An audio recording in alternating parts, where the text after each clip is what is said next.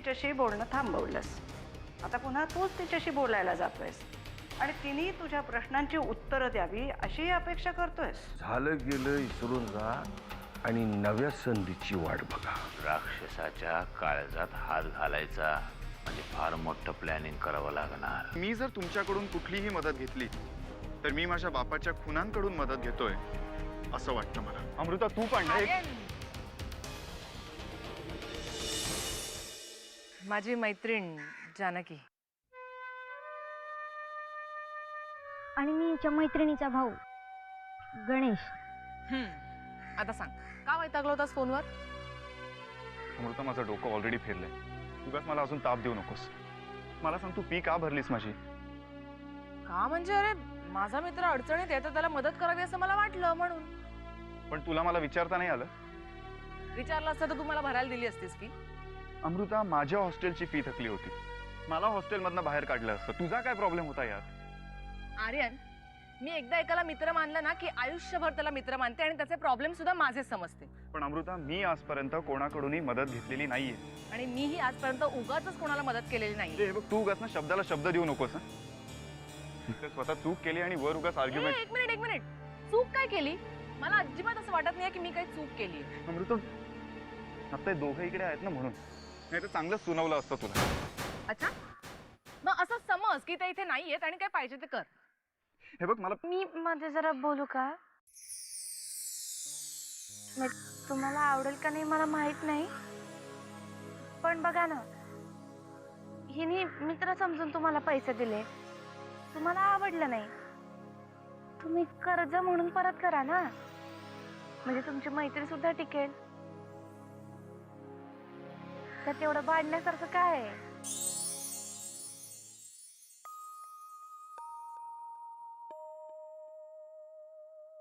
सगळं किती सहज आणि सरळ होतं, पण हिला नाही पटवून देता आलं. मी सांगितलं असतं तर पटलं असतं तुला. अमृता उगाच ना तुम्हाला भांडायला लागले. अरे ते प्रेमाने भांडताय. काही नाही. खरंच चिडलोय मी हिच्यावर. तुम्ही दोघं भांडत बसा, आम्ही दोघं दुसरीकडे थांबतो. चल रे.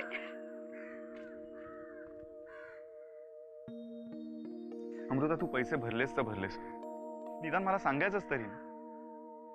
उगाच मी चिडलो आईवर. काय? कोणावर? अगं माझी आई तुझ्यावर उगाच चिडलो मी. बरं चल मी निघू का? मला खरंच उशीर होतोय. बाय.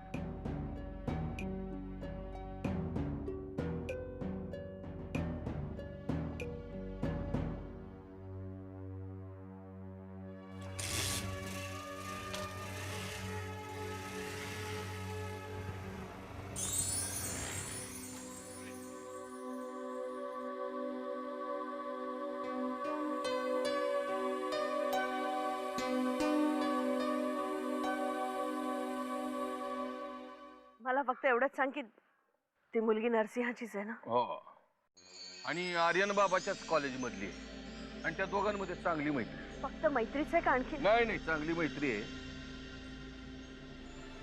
आर्यन बाबाचा स्वभाव तुला माहित आहेच. आणखी सगळ्यात महत्वाची गोष्ट म्हणजे मागे मी तुला एकदा म्हणालो होतो, आर्यन बाबा सरतापे आडनाव लावत नाही. साऊथ इंडियन लोकांसारखं आर्यन SV असं लावतो. त्यामुळे त्या पोरीला माहित नसणार की तो तुझा मुलगा आहे. त्या सगळ्या प्रकरणात नरसिंहाचा काही संबंध आहे? अजिबात नाही. त्याला यातला काय पण माहित नाही. नक्की विश्वासातल्या माणसाने माहिती काढली आहे ना? कारण अहिल्या आणि जानकी प्रकरणानंतर नरसिंह चांगलाच चवताळलेला असणार. मी या प्रकरणामध्ये जातीनं लक्ष घातलंय. नरसिंहाला यातला काय पण माहित नाही. तरी सुद्धा तुझ्या समाधानासाठी मी त्या पोरीवर लक्ष ठेवायला सांगतो माझ्या काही लोकांना.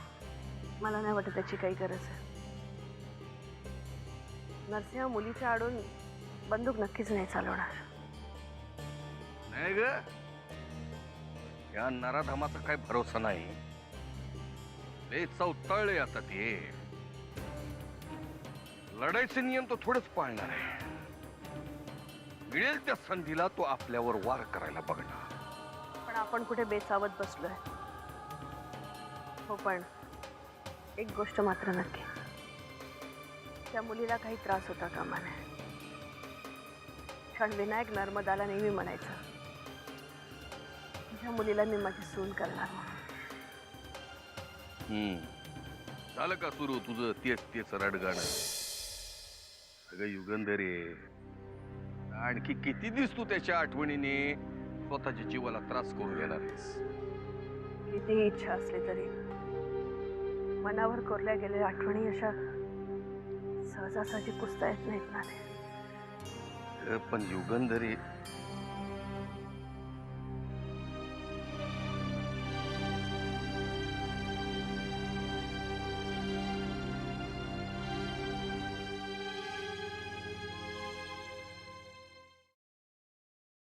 अशी ठेव ना. हे मी बघते ना.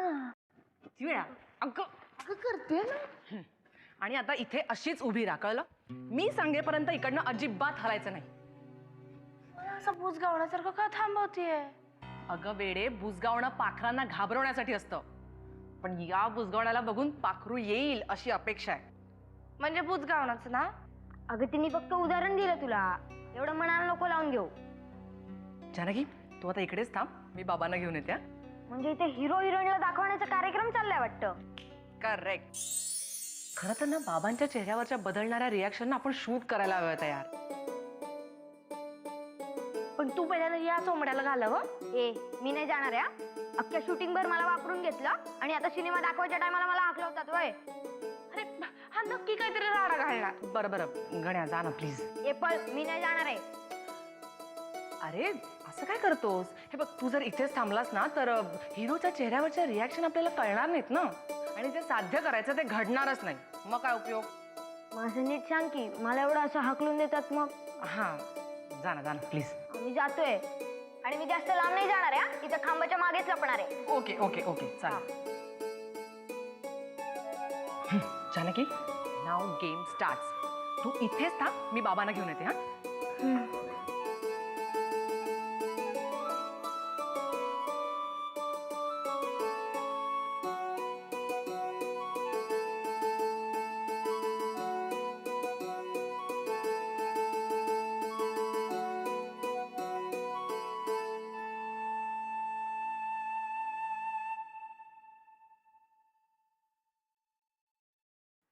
बाबा, तुम्हाला भेटायला आले कोणीतरी. कोण आलंय? त्याला काय नाव गाव काय आहे का नाही? हो, मी विचारलं त्यांना. ते म्हणाले तू सांग बाबांना, ते ओळखतात मला. अमृता, तुला माहिती आहे मी असं कोणालाही भेटत नाही. असा कोण मोठा बाजीराव लागून गेलाय की त्याला भेटायला मी जावं? आता बाजीराव आहे का मस्तानी आहे ते मला माहित नाही. हा, पण जे कोणी आलेत ना त्यांना तुम्हालाच भेटायचंय. वाकणीसांना भेटायला सांग त्याला. वाकनीस काका केव्हाच घरी गेले. मग माझी अपॉइंटमेंट न घेता मला भेटायला आलेल्या माणसाला मी भेटणार नाही. बाबा हो, असं काय करता? जनतेचे आवडते आमदार म्हणून तुम्ही ओळखले जाता ना, मग तुम्हाला भेटायला आलेल्या मतदाराला तुम्ही असंच पाठवणार न भेटता? हे बघा अमृता, मी आत्ता भेटायला बाहेर जातोय, पण पुन्हा जर असं कोणी आलं तर नाव गाव पत्ता नीट विचारून आत यायचं. मान्य आहे मी जनतेचा सेवक आहे, पण म्हणून कधीही वाटेल तेव्हा जनतेनं आत शिरू नये आमच्या घरात. कळलंय का? हो, पण बाबा, हा जो तुमचा मतदार आहे ना तो कदाचित रमावतीचा आहे आणि तो तुम्हाला कधीही भेटू शकतो असं त्याचं म्हणणं आहे. कोण आहे बघतोच.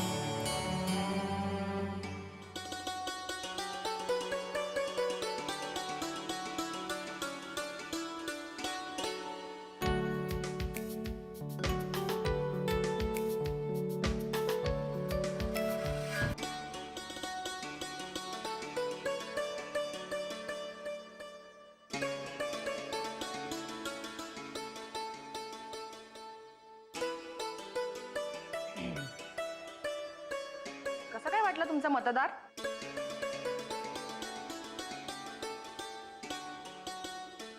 बाबा सांगा ना, कशी दिसते जानकी? बरं झालं हे कपडे वापरायला काढले, नाही तर नुसते पडून राहिले असते.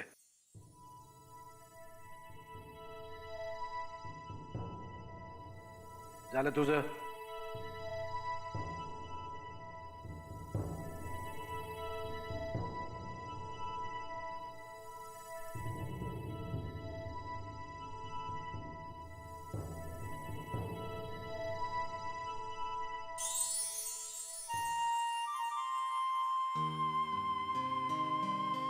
बघ, मी म्हटलं होतं ना, त्यांनी काही फरक पडणार नाहीये.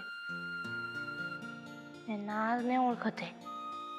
डोंट वरी जानकी. हे बघ, आपला एक्सपेरिमेंट ना अगदीच वाया नाही गेलाय. आणि तुला खरं सांगू का, 1 सेकंडसाठी का होईना पण बाबांची विकेट गेली होती. मला पण तसंच वाटतंय. आणि बाबा पक्के आहेत ग, त्यांना जरी आनंद झाला ना तरी ते दाखवून नाही देणार. पण आपला नेम करेक्ट ठिकाणी बसला ना बास. मग आता मी काय करू? तू फक्त मी सांगेन तेवढंच करायचं. त्यात आधी ना तू बाबांच्या खोलीत गेल्यावर त्यांची रिॲक्शन काय आहे ते बघूया.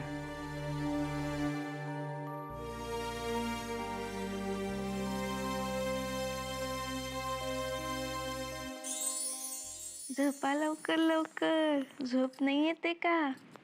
शिव 33 कोटी देवांनो, मला माफ करा. माझ्या हातनं लई मोठा गुन्हा घडणार आहे. माफ करा रे बाबा, माझ्या पोरीसाठी, माझ्या बायकोसाठी मला माफ करा. 33 कोटी देवांनो साकडे घालतो तुम्हाला, मला माफ करा, मला माफ करा. काय हो? काय झालं? तुम्ही घाबरल्यासारखे का दिसताय? आता घाबरलेलोच आहे, तर घाबरल्यासारखा दिसणार की नाही का? माकडासारखा दिसणार उड्या मारताना. काय बोलते तू? तू ना सुमी एकदम भोळी बाई आहे बघ, भोळी बाई. तू काय मी काय, दोघे बी भोळे आहे. हे राजकारणाचं काय खरं नाही ग. राजकारण एकदम घाणेरडं क्षेत्र आहे बघ, तुला खरं सांगतो. अहो पण काय झालं हे तरी सांगा. तुम्ही असे हात का चोळताय? रगत लागले, वनिताचं रगत लागले माझ्या हाताला. म्हणजे वाकणीसाने वनिताला उडवली. म्हणजे त्याच्या माणसाने उडवली.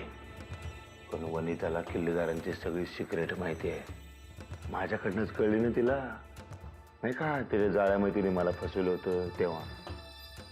या वाकणीसाला भीती काय वाटली, ही वनिता जर युगंधरा बाईला जाऊन मिळाली तर हे सगळं त्यांना कळलं. मग किल्लेदारांचं दुकान बंद राजकारणाचं. मग उडवली तिला. पण या सगळ्याचा तुमच्याशी काय संबंध? म्हणजे वनिताला तुम्ही तर मारलं नाही, वाघनिसाने मारलं म्हणताय. मग तुम्ही का घाबरताय? अगं वाकणीसानी वनिताच्या बॉडीची विल्हेवाट लावायची जबाबदारी माझ्यावर टाकली. मी नाहीच म्हणली त्याला. पण मग नंतर विचार केला, काय म्हणलं, समजा मी स्मशानामध्ये घेऊन गेलो तर निदान अंत्यसंस्कार तरी होतील तिच्यावर, नाही का? ह्या लोकांनी तर तिला अशीच उकरड्यावर फेकून दिली असती कुत्र्या मांजराला खायला, माहिती आहे. म्हणून म्हणलं आपण करावं, आहे की नाही? शी, हे बघा, तुम्ही वाकणीसांना सरळ सांगून टाका की तुमच्याकडनं असलं काही होणार नाही. अरे कसं सांगणार? राजकारणातला गुरु आहे माझा त्यो, असं नाही सांगता येत. आणि राजकारणामध्ये अशा सगळ्या गोष्टी चालत आहेत. तुला सांगतो, काय काय गोष्टींकडे दुर्लक्ष पण करावं लागते. म्हणून म्हणलं ना, राजकारण एकदम घाणेरडं असते. हे सगळं दादांना माहितीये का? तो भोळा बाबडा माणूस, देव माणूस, त्याला कुठं काय माहिती असणार? म्हणजे कसं असते, आपण बघ कचरेवाला आला की आपल्या घरातला कचरा त्याच्या कचऱ्याच्या टोपलीत टाकतोय. पण तो कचरा तो कुठे नेऊन टाकतोय आपल्याला कुठं माहिती आहे? आपलं वाटते आपलं घर स्वच्छ झालं. तसं आहे दादाचं. तुम्ही स्वतःची काळजी घ्या हं? आणि खूप त्रास होत असेल ना तुम्हाला तर तुम्ही दादांना सरळ सांगून टाका. बरोबर. आपल्याला नको हे राजकारण. नको. आपण गावी जाऊ आणि सुखाने राहू. हाच विचार माझ्या पण मनात येतोय. म्हणून तुझी आयला सगळं, नाही का? आपण गावाला जाऊन सुखात राहू. आलो नाही.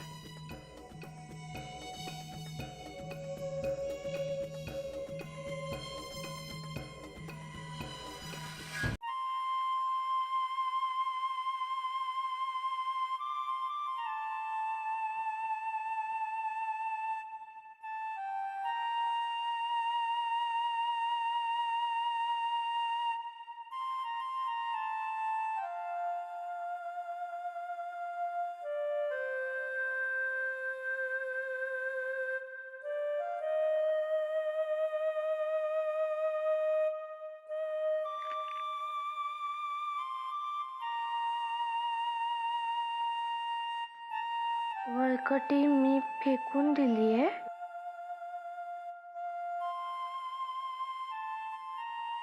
ती शोधायचे कष्ट घेऊ नकोस. आणि आज तू छान दिसत होतीस.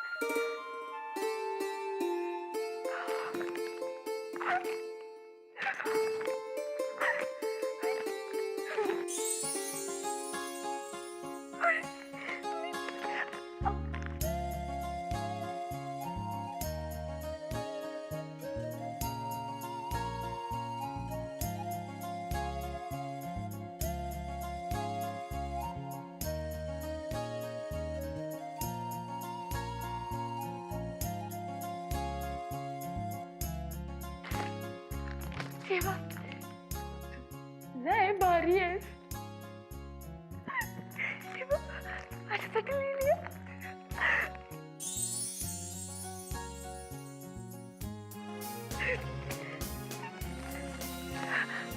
मला लय भारी वाटतं.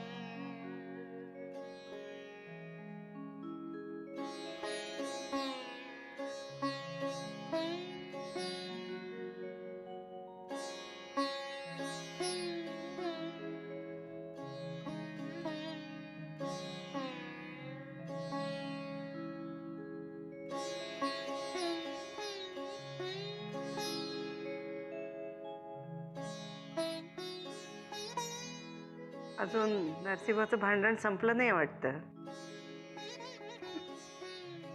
जसजसा वयाने मोठा होतोय तसा आणखीनच लहान मुलासारखा वागायला लागलाय.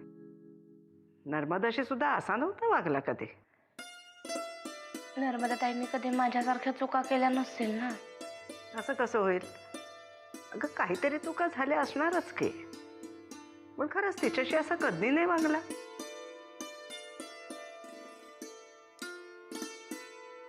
हे काय आज तू परत साडीत? अगं पंजाबी ड्रेस घालणार होतीस. छान दिसतो तुला. ज्यांच्यासाठी चांगलं दिसायचं तेच माझ्यावर रुसले. आता चांगलं दिसून काय करू?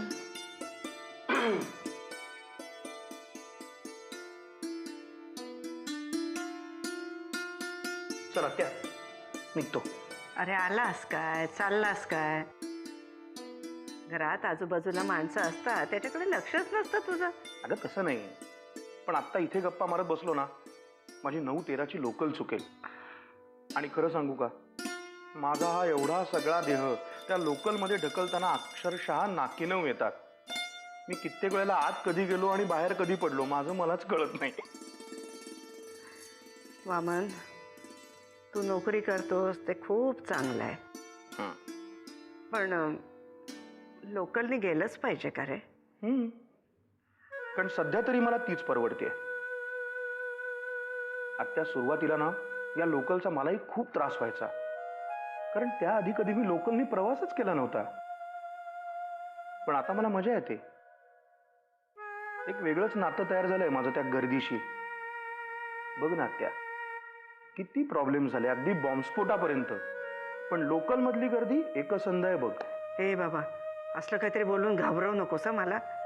आता झालंय ना सगळं सुरळीत, मग कशाला असला विचार करतोस? सगळं सुरळीत झालंय आत्या, तसंच राहीलही. तू काळजी करू नकोस आत्या. तू बघशील, तुझा हा वामन एक दिवस एवढा मोठा होईल की स्वतःच्या जीवावर स्वतःची गाडी घेईल. तुम्ही सगळी पोरं म्हणजे ना अशी हट्टी आहात. तो तसा, हा असा. येतो.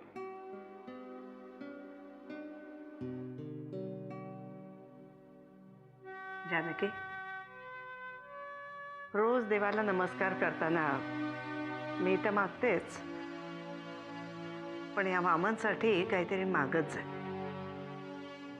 तो स्वतःहून कधीच काही मागणार नाही, आणि त्याच्या बायकोच्या इतक्या मागण्या असतात की दुसऱ्यासाठी काही मागावं असं तिला कधी सुचणारच नाही. मी काय त्यांच्यासाठी काही मागणार? माझा देवच माझ्यावर रुसलाय.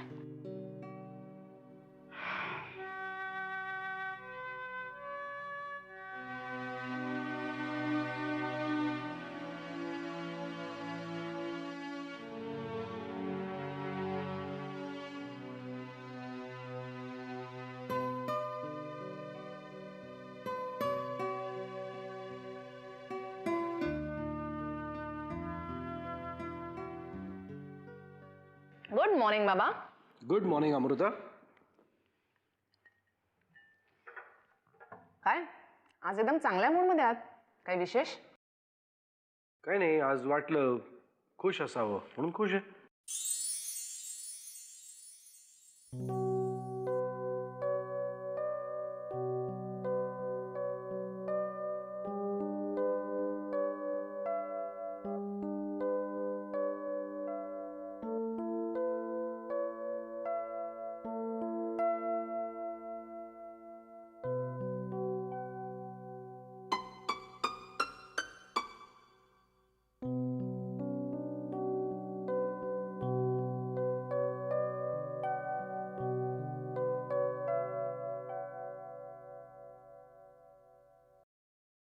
बाबा, आज न्यूजपेपर वाचून चक्क तुमच्या चेहऱ्यावर स्माईल. काय नाही, असंच.